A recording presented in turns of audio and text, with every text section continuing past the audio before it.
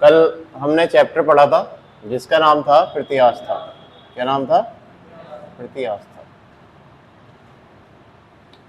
इस प्रत्यास्था चैप्टर में सबसे पहले तो यही समझना है कि प्रत्यास्था की बीमा क्या होती है।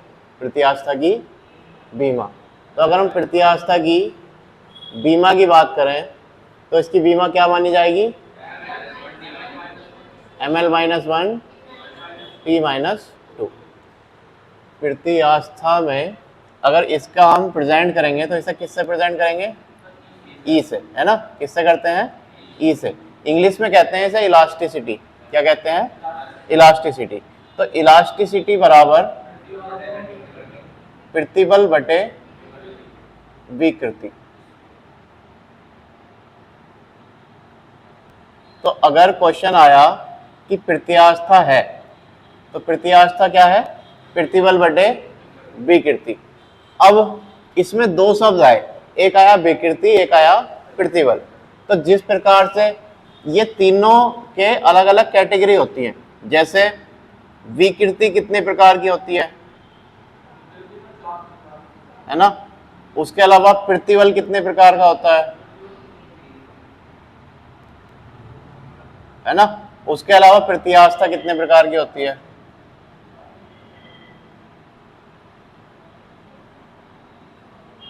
ठीक है, तो ये क्वेश्चन पूछे जाते हैं कि विकृति कितने प्रकार की है, कौन सी विकृति है। तो विकृति चार है। सबसे पहले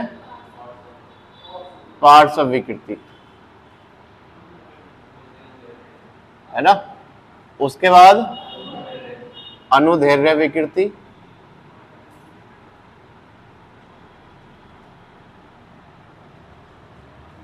ऐसे लिखा जाएगा, देख लो, है ना? उसके बाद आयतन विकृति,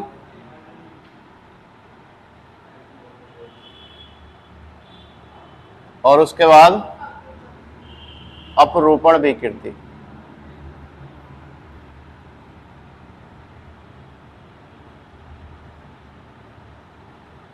पार्श्व विकृति में क्या आता है? व्यास में परिवर्तन होता है, अनुदैर्घ्य में लंबाई में परिवर्तन होता है,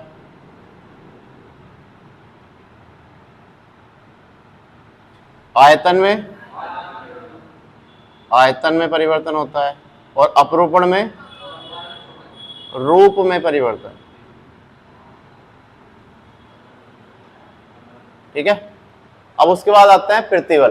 तो प्रतिबल तीन प्रकार का था। प्रतिबल कितने प्रकार का? तीन प्रकार का, जिसमें एक तो था अनुदैर्घ्य प्रतिबल, अनुदैर्घ्य, उसके बाद अभिलंब, और एक होता है स्पर्श रेखीय। स्पर्श रेखीय। तो प्रतिबल कितने प्रकार का? तीन प्रकार का, अनुदैर्घ्य, अभिलंब और स्पर्श रेखीय। अनुदैर्घ्य प्रतिबल वो प्रतिबल होगा जब उसे हम लंबाई में करेंगे, लंबाई में या तो धकेल रहे हैं या खींच रहे हैं, तो वो प्रतिबल कैसा है? अनुदैर्घ्य। तो इसमें क्या पॉइंट बनता है? लंबाई में। इसमें क्या पॉइंट बनता है? जब लंबवत खींच रहे हैं। कैसा खींच रहे हैं? लंबवत। और इसमें क्या पॉइंट बनता है? जब स्पर्श करके उस पर प्रतिबल लग रहा है ना? स्पर्श रेखीय है। ठीक है, तो विकृति चार प्रकार की, पार्श्व विकृति, अनुदैर्घ्य विकृति, आयतन विकृति और अपरूपण विकृति। प्रतिबल तीन प्रकार का, अनुदैर्घ्य प्रतिबल, अभिलंब प्रतिबल और स्पर्श रेखीय प्रतिबल। उसके बाद आता है प्रत्यास्था। क्या है? प्रत्यास्था। तो प्रत्यास्था कितने प्रकार की? तीन प्रकार की। कितने प्रकार की? तीन, जिसमें हम कहते हैं यंग। एक कौन सी होती है? यंग प्रत्यास्था। उसके अलावा आयतन प्रत्यास्था, और एक दृढ़ता गुणांक। इसमें ही पॉइंट होता है क्या? दृढ़ता गुणांक, है ना? तो इस तरीके से हम प्रत्यावस्था चैप्टर के मेन पॉइंट को क्या कर सकते हैं, नोट कर सकते हैं। जैसे प्रत्यावस्था में सबसे पहला पॉइंट बीमा क्या है ना। अभी एक चीज और देखेंगे, प्रत्यावस्था किस पर डिपेंड करेगी, प्रतिबल पे, है ना। और प्रतिबल कैसा होता है, किसके बराबर होता है, दाब के। दाब का SI मात्रक पास्कल, प्रतिबल का भी क्या होगा, पास्कल होगा। लेकिन प्रतिबल का मात्रक और भी हो सकता है कुछ, बल बटे क्षेत्रफल से, न्यूटन पर मीटर स्क्वायर, न्यूटन पर मीटर स्क्वायर। इस तरीके से हम इसका क्या बना सकते हैं, मात्रक बना सकते हैं। तो प्रत्यावस्था में जो क्वेश्चन बने हैं वो यही बने हैं कि पार्श्व विकृति किसे कहते हैं, प्रतिबल किसे कहते हैं, और प्रत्यावस्था किसे कहते हैं। अब इसमें एक बनेगा पॉइसन गुणांक। क्या बनेगा,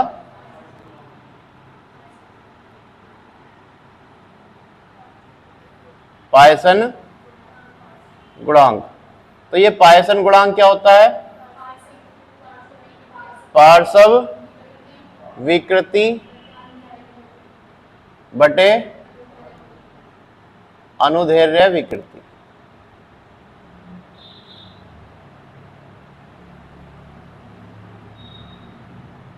है ना। तो पॉइसन गुणांक अगर पूछा जाता है तो उसका फॉर्मूला क्या बनेगा, पार्श्व विकृति बटे अनुदैर्ध्य विकृति। एक आता है यंग प्रत्यावस्था गुणांक। क्या आता है, यंग प्रत्यावस्था गुणांक। तो यंग प्रत्यावस्था गुणांक में देखो, प्रत्यावस्था बनता है प्रतिबल बटे विकृति से। प्रत्यावस्था किससे बनता है, प्रतिबल बटे विकृति से। अगर हम इसमें दोनों में अनुदैर्ध्य जोड़ दें, क्या जोड़ दें, अनुदैर्ध्य, तो ये बन जाता है क्या, यंग प्रत्यावस्था गुणांक। ठीक है, तो ये लेक्चर था अभी का तुम्हारा, है ना। अब अगर क्लास की छुट्टी करते हैं या क्लास छोड़ते हैं तो वो बात नहीं आ पाती जो क्लास में पढ़ने के बाद आती है ना। तो अभी क्या चल रहा है ना, ये तुम्हारे साथ नहीं है, यहाँ की बात नहीं है। इस टाइम तैयारी करने वालों में से, जैसे ये 100 बच्चे तैयारी कर रहे हैं ना, तो इसमें से 80 बच्चे फर्जी हैं। ये 80 बच्चे बिल्कुल खत्म है। ये ऐसे मान के चल रहे हैं कि हम जंग फतेह करके दिखा देंगे, लेकिन एक्चुअल में जब इनकी परफॉर्मेंस देखी जा, इनका डेडिकेशन देखा जा, तो ये मैं कहीं भी लिख के दे सकता हूं कि इनकी नौकरी नहीं लगनी। क्योंकि तुम ये किसी और काम को भी करेंगे ना, उसमें भी फेल ही होने हैं ये। क्योंकि पास किसी काम में होने के लिए जरूरी होती है मेहनत करना, है ना। मेहनत करना जानते नहीं, ठीक है। मेहनत भी क्या होती है, मेहनत केवल ये नहीं होता कि जितना दिया गया उतना पढ़ो और उसे सुना दो। मेहनत होता है लगातार काम करना। क्या करना, लगातार। अब तुम ही देख लो, तुम्हारे आसपास जो भी हैं वो लगातार आ रहे हैं। तुम्हारे आसपास कोई भी एक स्टूडेंट हो जो तुम्हें ऐसा लगता हो कि इसने एक दिन की छुट्टी नहीं करी। समस्या सबकी लाइफ में है, लेकिन कंपटीशन थोड़ी रुकेगा किसी के लिए। ये पेपर रुक जाएगा, नहीं रुकेगा। अना आज नहीं जा रहे, आज मन नहीं कर रहा, तो देख लेना ये मन वाले यहीं रहने हैं, है ना। ये जिनका मन करता है ना कि मन करेगा तो पढ़ेंगे, अरे भाई तुम एक युद्ध करने वाले हो, ये मन से नहीं होने वाला, ये करना ही पड़ेगा। ठीक है, तो जो ये छुट्टी कर रहे हैं ना, ये छुट्टी वाले 80% क्या है, फर्जी हैं।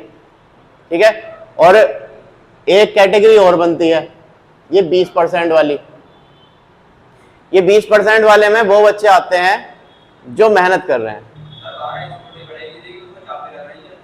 किसकी स्कूटी है, तुम्हारी है? तुम्हारी वहां खड़ी होगी। कौन लाया स्कूटी?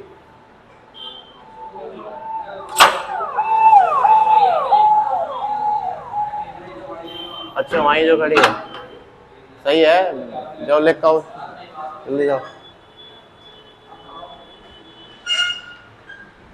ऐसे करो, है ना, चुरवा दो उसे।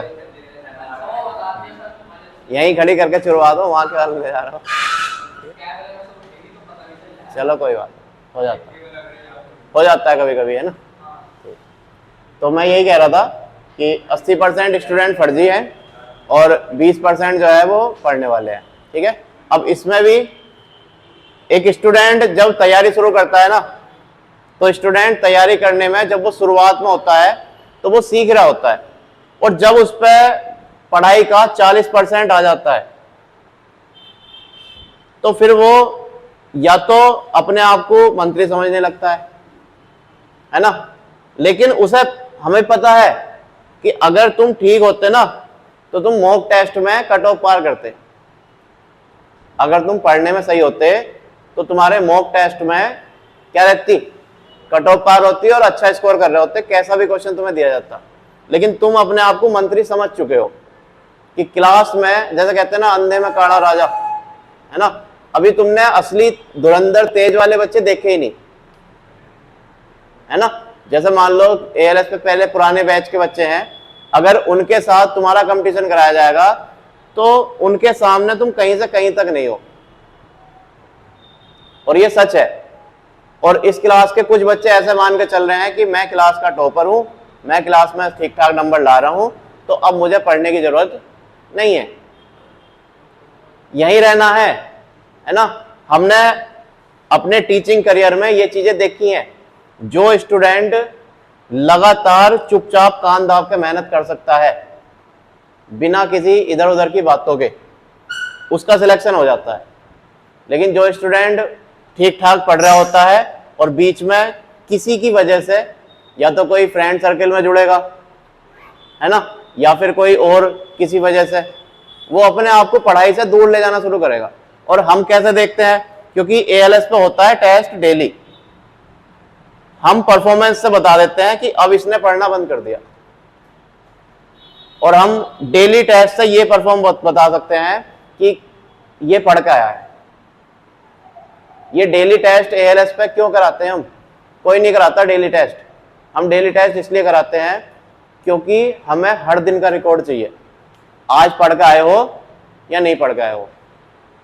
अगर बिजनेस करें तो कोचिंग पे छूट दो तुम, है ना, डिसिप्लिन कुछ भी करता रहो, कोचिंग पे छूट दो कि करो जो करना है, हमें 40 मिनट काटने हैं और चले जाना है ना। और ज्यादातर कोचिंगों पे यही होता है कि पढ़ो मत पढ़ो तुम्हारी मर्जी, हमारा काम है टॉपिक समझाने का। लेकिन ये काम मैं नहीं होने दूंगा। अगर तुम एएलएस पे एडमिशन लिए हो तो मुझे चाहिए रिजल्ट, और अगर रिजल्ट नहीं दे सकते तो किसी भी फर्जी कोचिंग पे जाओ और अपना आराम से पढ़ो, है ना। भीड़ करो खूब, जितनी भीड़ करनी है करो, क्योंकि मुझे हर दिन रिजल्ट चाहिए। जिस दिन भी तुम पेपर में बैठो उस दिन मैं पहले ही कह दूंगा कि इसका नंबर पक्का आएगा। ये वाला डेडिकेशन मुझे चाहिए हर किसी से, और फर्जी स्टूडेंट में एएलएस पे पढ़ाऊंगा नहीं, ठीक है।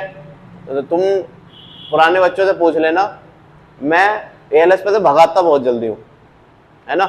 लड़के तो छोड़ो, लड़कियों को भी भगा देता हूं मैंने कई लड़कियों को मैसेज कराया कि कोचिंग मत आना, और लड़कों को भी कराया, और आज तक वो कोशिश कर रहे हैं कि दोबारा से एएलएस पे एडमिशन मिल जाए। लेकिन एएलएस कोई धर्मशाला या कोचिंग सेंटर बाकी की तरह नहीं बनाना मुझे।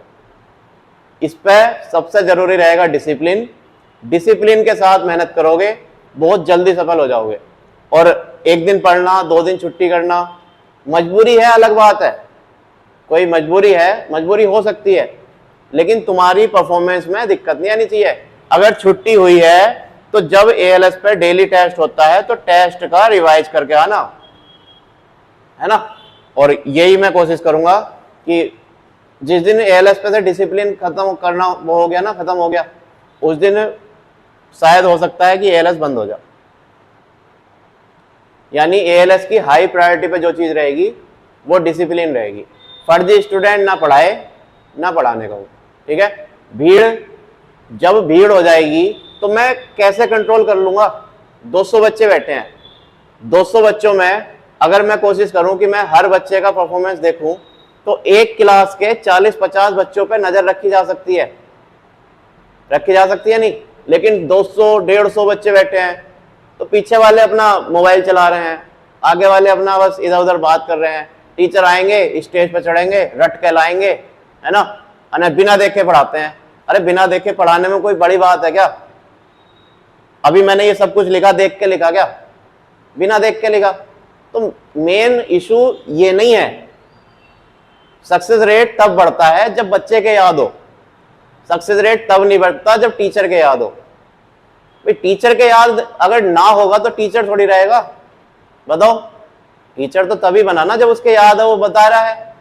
तो किसी भी कोचिंग का, किसी भी स्टूडेंट का, किसी भी संस्था का रिजल्ट अगर प्लस होता है तो वो होता है कि बच्चे के याद कितना है, रिवीजन कितना करा उसने, है ना। और हम क्या ध्यान देते हैं, ओहो टीचर आए हैं, चढ़े हैं और पूरा बोर्ड भर देंगे। ये जरूरी है, बोर्ड भरना जरूरी है।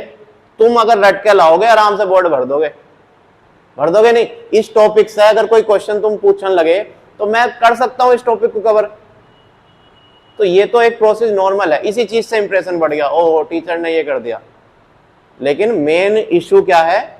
मेन इशू है कि टीचर ने बच्चे पे ध्यान दिया भी है या नहीं दिया।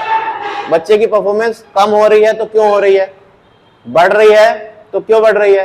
तुम्हारे पेरेंट्स ने तुम्हें जब यहां भेजा था तो ज्यादातर पेरेंट्स तो यही कहते हैं कि हाँ देखो तैयारी तो कर रहा है, लेकिन ये वाली फीलिंग नहीं चाहिए। अगर एडमिशन हो गया ना एएलएस पे तो पूरी ताकत लगा दूंगा उसका सिलेक्शन कराने की। समझ में आई बात? और ये जो फर्जीवाड़ा चल रहा है, जैसे मान लो कि कोई 4 दिन आ रहा है, 5वें दिन गायब, है ना, बस एक दिन की वार्निंग देने की जरूरत है। उसके बाद या तो ये शहरी छुट्टी करेंगे या ये पढ़ने आएंगे। ठीक है, मुझे यहाँ फर्जी कोचिंग सेंटर नहीं चलाना, एक नाम बनाना है। क्या क्वालिटी है एएलएस पे, क्या चीज है जो एएलएस पे दूसरों से अलग है?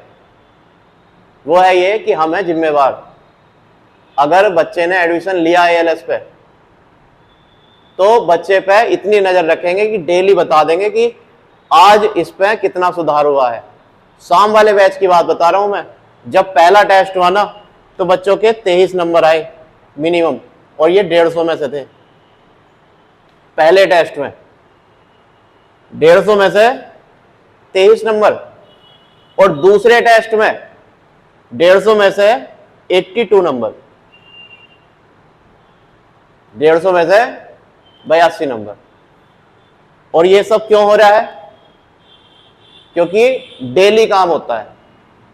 ये नहीं हाँ शनिवार में टेस्ट ले लेंगे, देख लियो, जिसे आना हो आ जाइयो, जिसे ना आना हो मत आ जाइयो, है ना। तो उसके बाद तुम्हारा नाम ही खराब होना है कि हमने अपना बच्चा वहां पढ़ाया था एएलएस पे, अभी तक तो इससे एक पेपर निकला नहीं।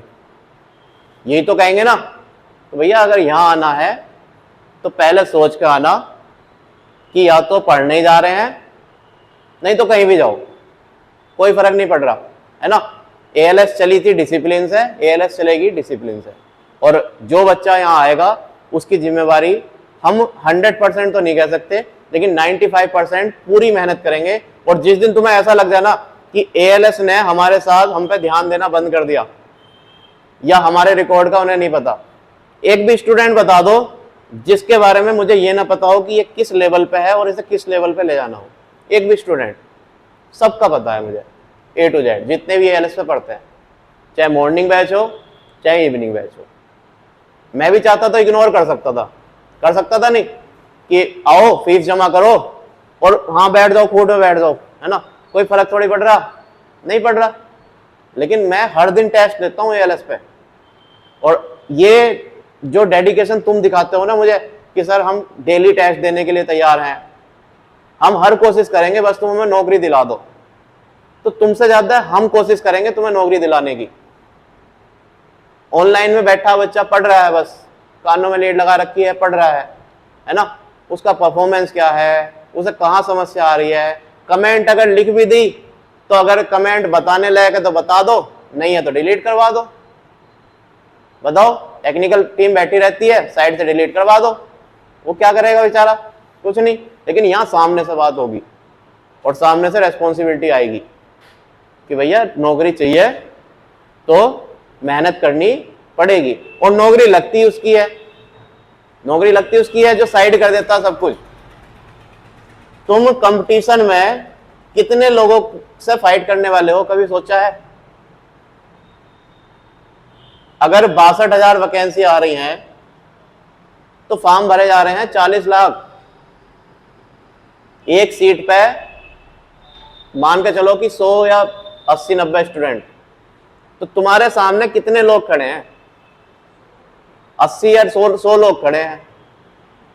अगर उनमें एक भी धुरंधर हुआ ना तो तुम्हें इतना दूर फेंक कर मारेगा आयोग कि तुम देखते रह जाओगे। और तुम करते क्या हो? हमारे घर में काम है, हमें जो है आज जो है मन नहीं कर रहा।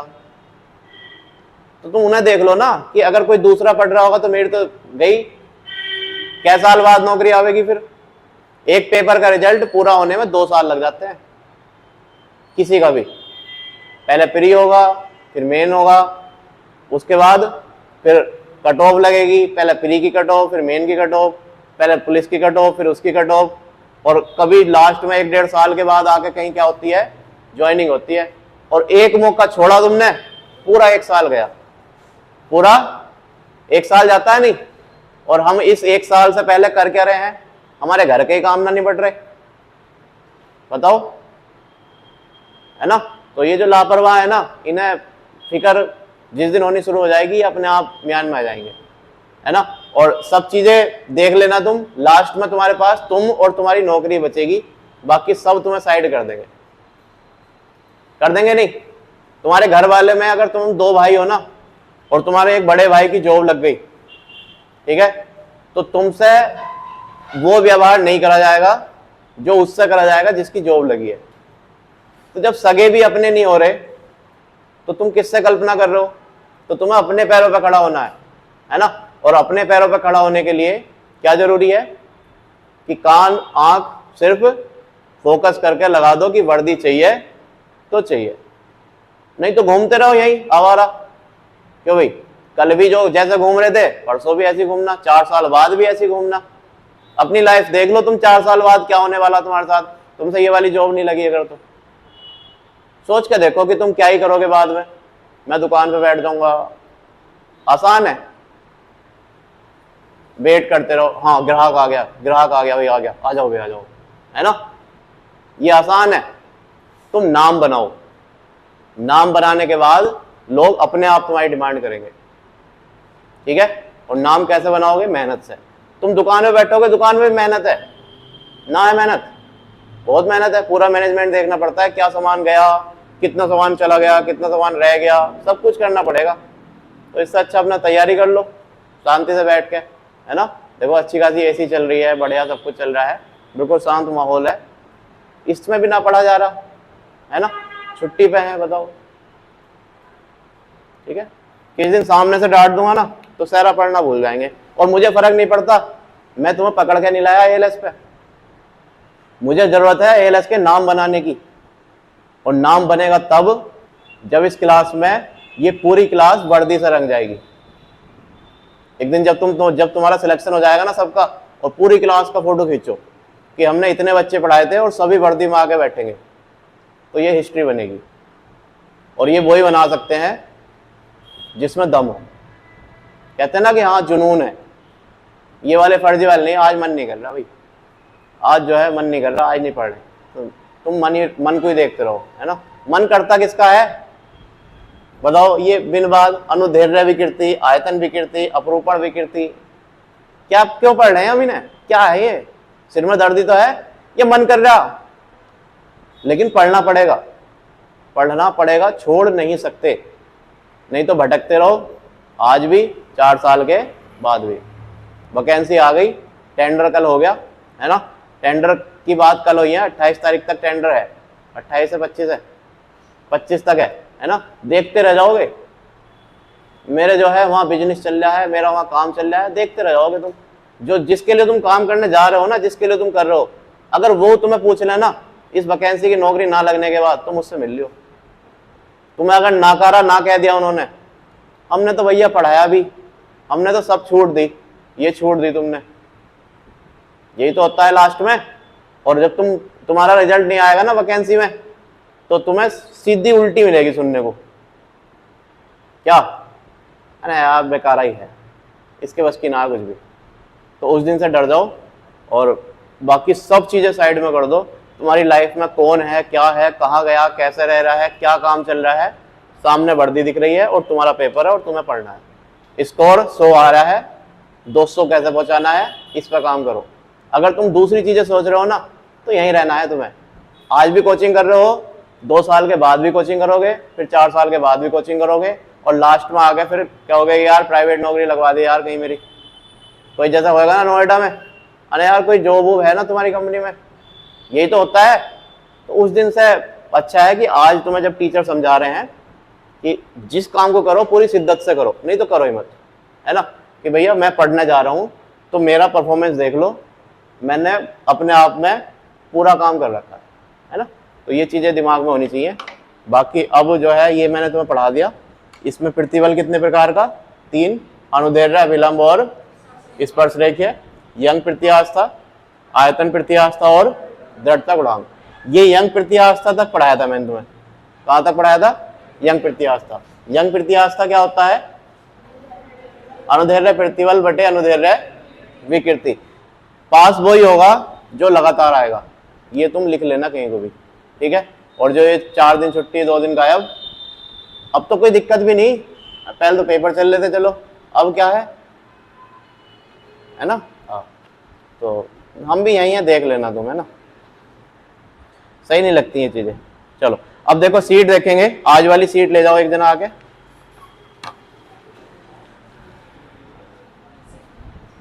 पीछे किस किस पे ना है?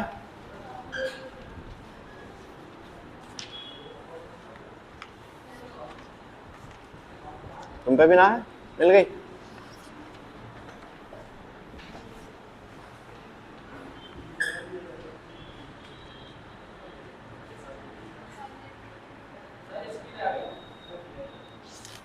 दो दी थी ना मैंने इन्हें, एक ही दी थी।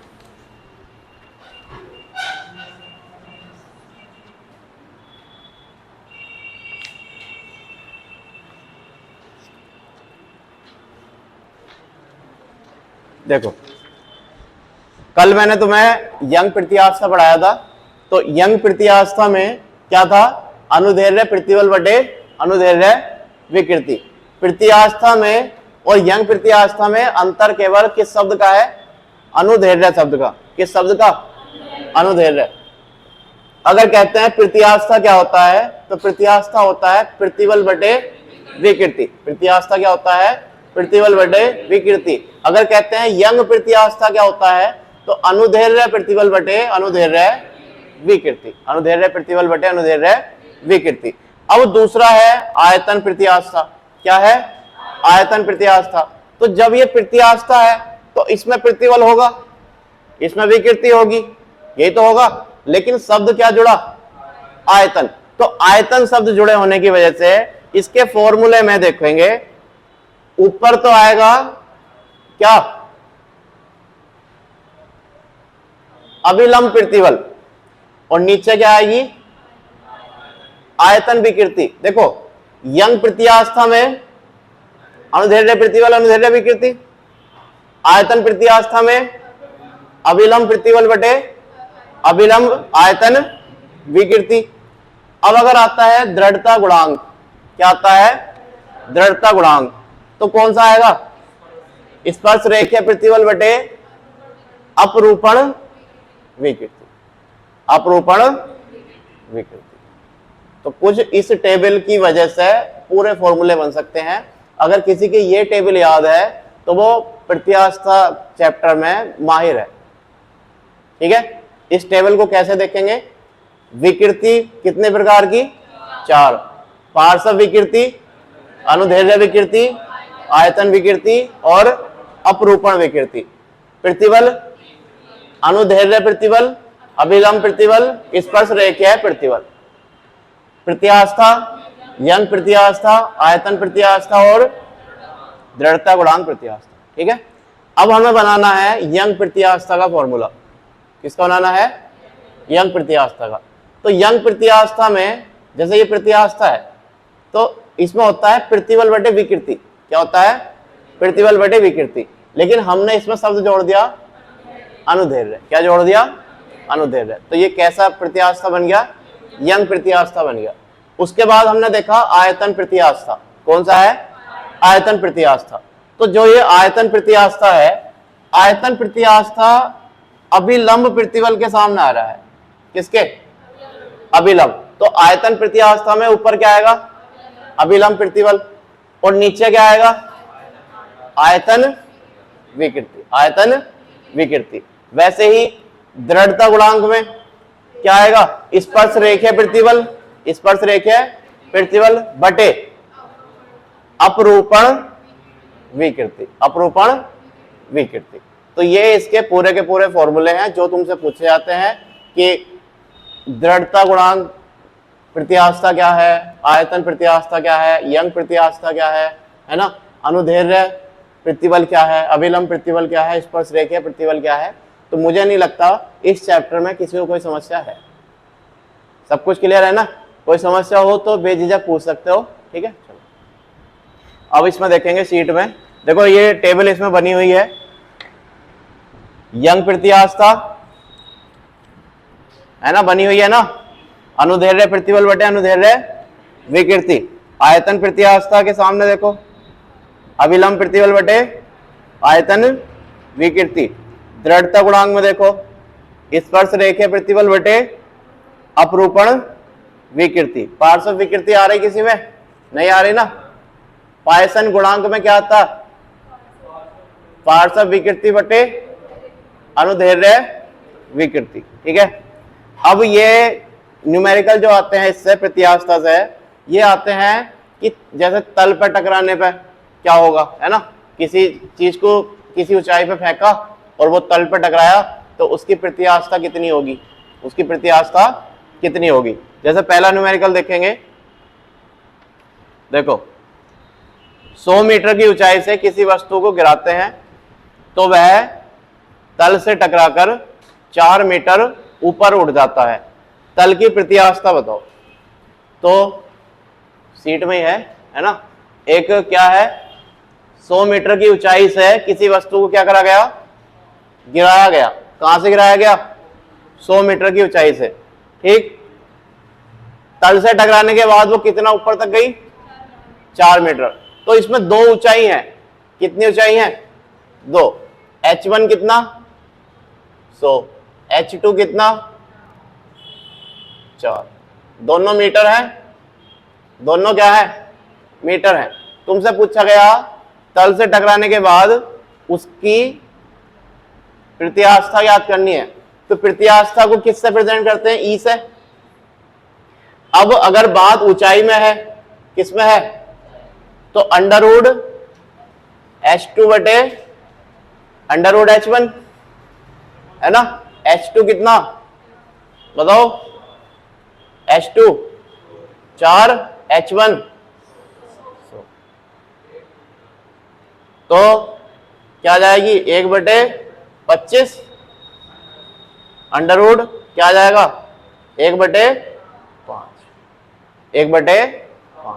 तो इसे कर लो, नीचे दे रखा है, इसे करो, वहीं करो सीट में h2 बटे h1 करके करो।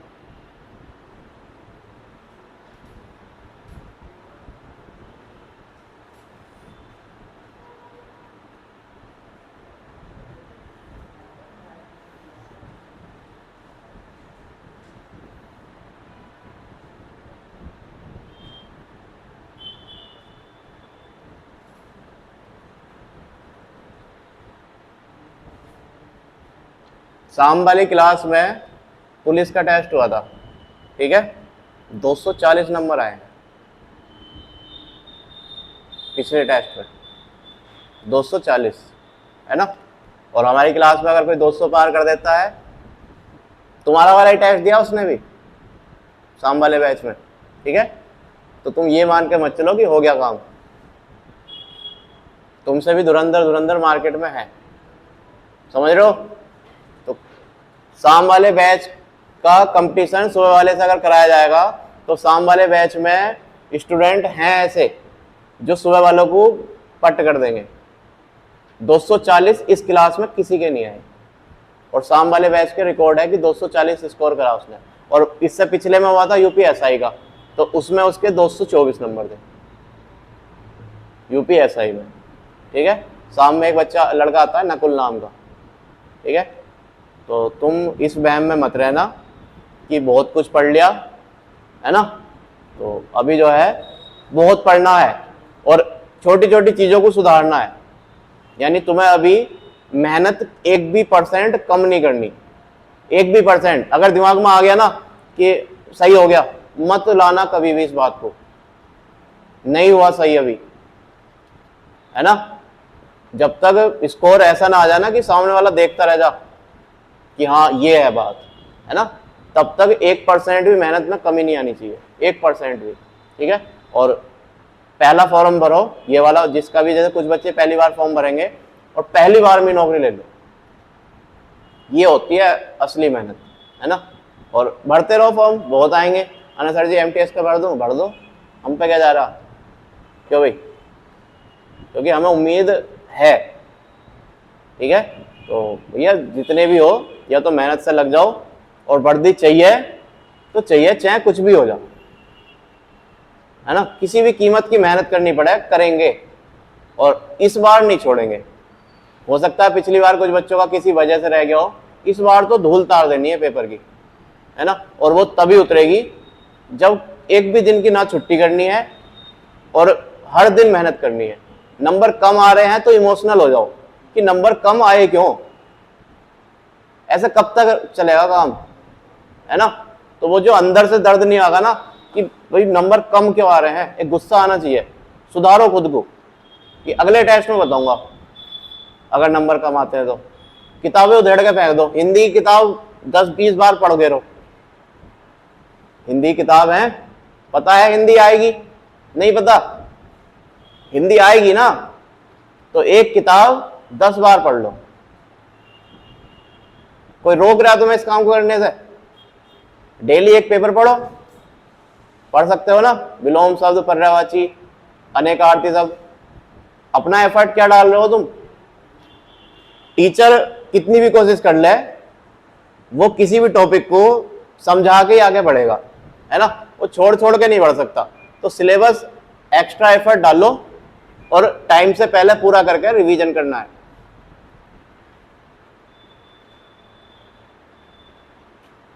पता, रिजल्ट वही बच्चा देता है जो केवल पढ़ता नहीं है, जिसके दिमाग में चीजें होती है ना। जैसे उधर जब हम पढ़ाते थे तो कोचिंग तो बहुत चल रही थी उस मार्केट में, ठीक है, लेकिन जब हम रिजल्ट देखते थे ना उस मार्केट का, तो हमें रिजल्ट कहीं नहीं दिखाई देता था। किसी कोचिंग से 1 बच्चा, किसी कोचिंग से 2 बच्चे, है ना, लेकिन हमने 22 को बैठाया पेपर में, और छोटी सी संस्था 24 में से 22 बैठा दिए, 24 में से 22 को बैठा दिया पेपर में। तो उसके पीछे रीजन पता एक ही था, हम पढ़ाने से ज्यादा ध्यान देते हैं याद कराने पे। जब बच्चे के याद ही नहीं तो मटेरियल ले घूमते रहो तुम, बताओ, तुम्हारे याद नहीं है तो तुम्हारे पास तो मटेरियल ऐसा हो गया ना जैसे किताब खरीद ली और घूम रहे हैं। टीचर ने पढ़ाया, तुमने लिख लिया, याद कुछ है नहीं, तो मटेरियल कैसा हो? इससे तो दुकान से किताब खरीद लेते हैं, दुकान में भी वही, किताबों में तो वही है ना। तो सक्सेस रेट तब ज्यादा होती है जब बच्चे के दिमाग में ज्यादा चीजें रुकती है ना। जैसे छोटी छोटी चीजें गलत, अदिश सदिश में गड़बड़ कर रहे हैं, है ना, वो क्यों हुआ? मटेरियल था, लिखा हुआ था, वो हुआ क्यों? काम होना नहीं चाहिए था ना, वो इसलिए हुआ क्योंकि रिवीजन का अभाव था। ठीक है, तो ये सब चीजें हो गई, न्यूमेरिकल हो गया। अब इसके दूसरी तरफ एक नया चैप्टर शुरू करने वाले हैं हम, जिसका नाम है ऊष्मा। क्या नाम है? ऊष्मा। ऊष्मा किसे कहते हैं? हीट, है ना। तो ऊष्मा भी एक ऊर्जा है। ऊष्मा क्या है? इससे नीचे वाला न्यूमेरिकल, हाँ, नीचे वाले में E की वैल्यू दे रखी है, V1 की वैल्यू दे रखी है, V2 निकालना है। इधर से फॉर्मूला उठा लेना साइड से। E की वैल्यू कितनी? 1/5, V2 की वैल्यू, V1 की वैल्यू न्यूमेरिकल में v1 की वैल्यू 8, v2 निकालना, वेग से निकालना ना, वेग। तो E बराबर v2 बटे v1, इसमें अंडर रूट नहीं होता है ना, कर दो, इससे कोई मतलब नहीं। ऊंचाई थोड़ी बतानी है, वेग बताना है ना।